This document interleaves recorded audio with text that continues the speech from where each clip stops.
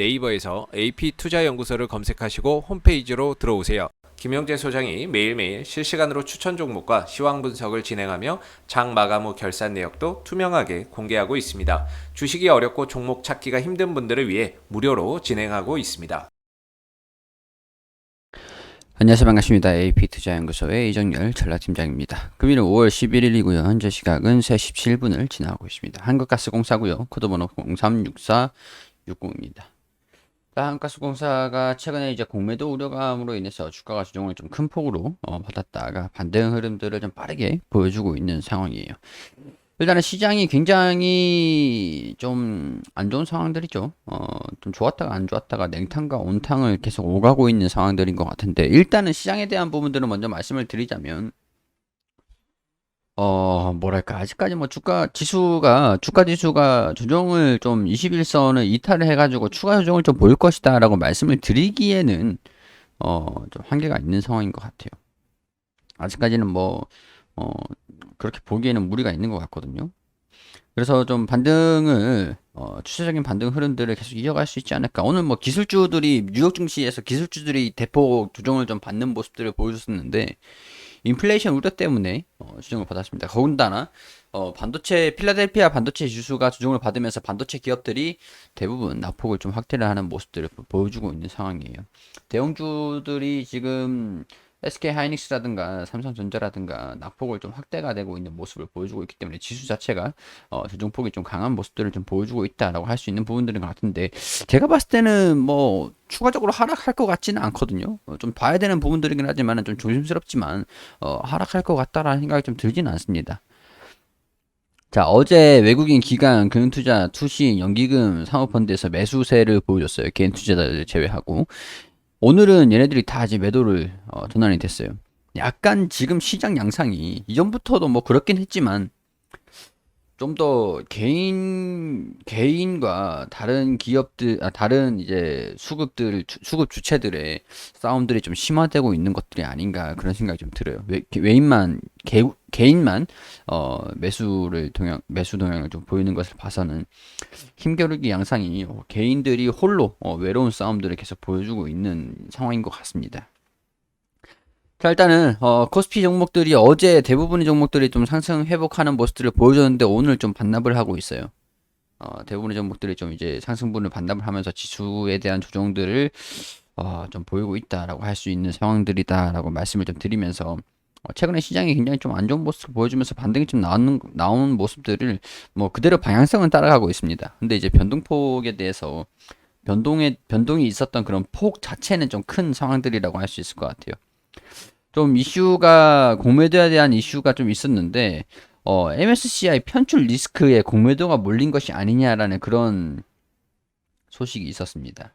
이게 빠진다라고 하면은 수급이 빠진다라고도 볼 수 있는 부분들이라서, 아무래도 이런 것들이 우려감으로 계속 반영이 되고 있는 상황들이 아니었나. MSCI 편출 리스크 하락 원인으로 해석을 했다. 한국 시간으로 리밸런싱이 12일 예정되어 있다라고 하죠.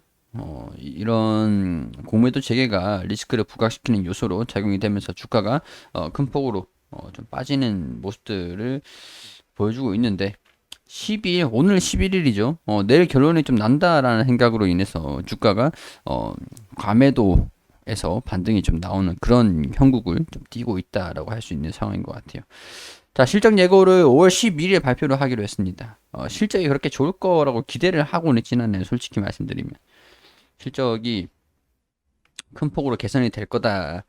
뭐 시장의 추정치는 그렇게 나오고 있는데, 이로 인해서 여기 2분기, 3분기 실적들도 개선이 될지 모멘텀적인 부분들이 중요하기 때문에 뭐 실적을 좀 발표하는 것들도 같이 좀 살펴볼 필요가 있을 것 같은데, 과연 호실적을 발표를 한다 그래도 반영이 될지는 조금 좀 뭐랄까 걱정은 살짝 돼요. 근데 장기적인 부분들에서는 뭐 변함이 없죠. 이 기업에 대해서 뭐 하루 이틀 만에 이 기업에 대한 모멘텀, 이 기업이 가지고 있는 성장성, 그런 것들이 변하진 않으니까. 일단은 가스 판매량 증가로 금리와 유가 상승은 2022년도까지 규제 사업 이익이 확실한 성장을 담보가 되는 상황이고, 배당이 환율에 대한 부분들만 조금 이제 걱정이 안 일어난다고 한다면, 좀 의미 있는 배당 수익률을 한번 기대를 해볼 수 있지 않을까. 그렇기 때문에는 배당을 목표로 해가지고 들어오는 그런 수급들도 안정적인 수급으로 큰 금액이 좀 들어올 수도 있겠다라고 기대를 할 수 있는 요인들이 되겠죠. 자, 배당이라는 게 사실 의미가 없지는 않아요. 굉장히 좀 중요하기도 하죠. 자, 공급 비용 조정으로 분기 계절성도 크게 완화된 가운데 실적에 대한 우려가 거의 사라졌다라고 하는데 유가 회복에 긍정적인 전망이 가능하다라고 하죠.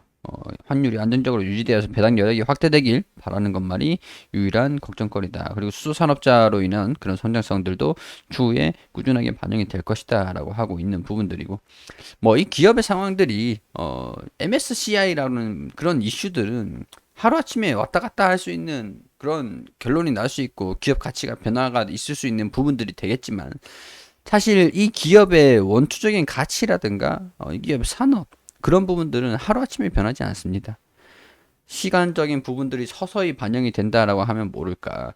오늘은 좋아, 오늘은 안 좋아. 거기에 한국가스공사는 특히나 휘둘릴 필요는 없어요. 이 기업 같은 경우에는 정부 수소 산업을 추진하고 있는데, 글로벌적으로도 수소 산업을 친환경 에너지로 하면서 자연스러운 결국엔 예정되어 있는 산업의 변화가 아닌가 그런 생각이 좀 드는데, 물 흐르듯이 자연스럽게 추후에는 미래적인 부분들을 봤을 때는 우리가 수소를 활용을 하고 있지 않을까라는 생각이 듭니다. 그렇게 된다라고 하면은 그런 모멘텀적인 부분들이 정부에서 우리 수소 이제 안 할 겁니다 라고 얘기를 하는 것이 아니고서야 이 기업에 대한 부분들이 갑작스럽게 변할까요? 그런 생각이 들어요. 결국에는 장기적으로 꾸준한 그런 멀리 보는 그런 안목이 필요하죠. 제가 1, 2년 보라고 말씀드리는 건 아니죠. 제가 이제 이전에도 좀 말씀드렸듯이, 제가 제 친한 친구의 이제 그 딸이 태어나서 그 딸한테 이 한국가스공사 주식을 사가지고 계좌를 이렇게 옮겨줬다 이렇게 말씀을 드리기도 했었죠. 그 친구가 초등학교 들어갈 때까지 그때 되면은 유의미한 그런 시세가 나와 있지 않을까라는 그런 생각을 해서 안목을 가지고 멀리 보는 것들을 계산해서 준 겁니다. 제가 갖고 있으면 중간에 팔겠죠. 자, 그렇기 때문에 뭐 크게 이 산업에 대한 기조가 변한 것이 아니고 정책적인 부분들이 조금 미뤄지긴 하고 있는 상황들인 것 같은데, 수산업이라는 것 자체가 정책적인 부분에서 기조가 좀 밀리고 있는 상황들인 것 같긴 하지만, 뭐 큰 폭으로 우리가 걱정할 정도로 그런 상황이 발생이 되진 않을 것 같다는 생각이 들어요.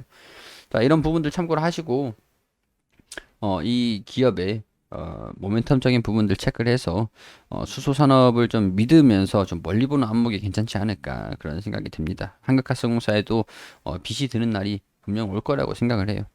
자, 이런 부분들은 제가 이 기업에 대한 객관적인 이런 개인적인 의견들을 드리는 거죠. 종목을 추천드리는 건 아니기 때문에 종목 투자에 대한 부분들은 여러분들이 판단해서 투자를 진행을 해주시기를 당부드리도록 할게요. 그리고 우리 AP투자연구소에서는 매일매일 김용주 소장님께서 무료로 종목을 추천해드리고 있습니다. 검색창에 AP투자연구소라고 검색을 하시면 상단에 홈페이지가 나옵니다. 홈페이지로 들어오시게 되시면 여기 2021년 무료 추천 종목이라고 나오는데, 밑으로 쭉 내려보시면 매일매일 소장님께서 종목을 추천해드린 것들이 게시판들이 확인이 되시죠. 자, 5월 7일 금요일 무료 추천 종목으로 들어와 볼게요. 자, 장전에는 뉴욕 증시가 어떻게 움직였는지 이렇게 지표랑 차트를 통해서 이렇게 설명을 드리고, 우리가 추가적으로 알아야 되는 부분들을 설명을 해 드립니다. 자, 그리고 9시부터는 무료 추천 종목을 시작하겠습니다 라고 말씀을 드리고, 9시에 큐브 엔터 현재가 4,350원, 1차 목표가 4,480원, 손절가 4,200원, 9시 2분에 이글루 시킬리티 현재가 7,510원, 1차 목표가 7,735원, 손절가 7,200원, 9시 3분에 이구산업 현재가 5,430원, 1차 목표가 5,590원, 손절가 5,120원으로 대응하시라고 세 종목 추천드렸습니다. 자, 큐브 엔터 1차 목표가 돌파, 차트를 통해서 이렇게 호가도 보여드리면서 상승하고 있다라고 말씀을 드리고 1차 목표가 달성을 했습니다. 자, 그리고 이글루 시틸리티 1차 목표가 돌파 추가 상승 중입니다. 똑같이 이렇게 설명을 드리고요. 자, 세 종목 추천하여 두 종목 수익 한 종목 보유 중입니다. 큐브 엔터 이글루 시틸리티 이구산업 같은 경우에서는 오늘 손절가를 터치를 하면서 손절이 진행이 됐습니다. 자, 큐브 엔터 8% 정도 최고가를 터치를 했고요. 18% 정도 이글루 시틸리티는 올라갔습니다. 자, 그리고 수익률 표로 이렇게 쭉 보여드리는데 모든 종목들이 전부 다 수익 날 수는 없어요. 그렇지만은 손실이 났다고 하더라도 수익 나는 종목들이 어느 정도 있기 때문에 손실을 만회할 수 있다라는 게 중요한 거거든요. 단기 종목으로 추천을 드리고 그날 매매 원칙을 하기 때문에 그날 올라가면 수익 실현하시고 떨어지면 손절가 터치를 하면 손절을 하시고 그런 식으로 목표가 손절가를 지켜주시면 되는 겁니다. 자, 단기적으로 좀 수익이 필요하시거나 리스크가 좀 있더라도 단타를 좀 하고 싶다라고 하시는 분들 같은 경우는 오셔가지고 도움을 받으시면 좋겠죠. 많은 관심 부탁드리고 저는 여기에서 인사드릴 수 있도록 하겠습니다.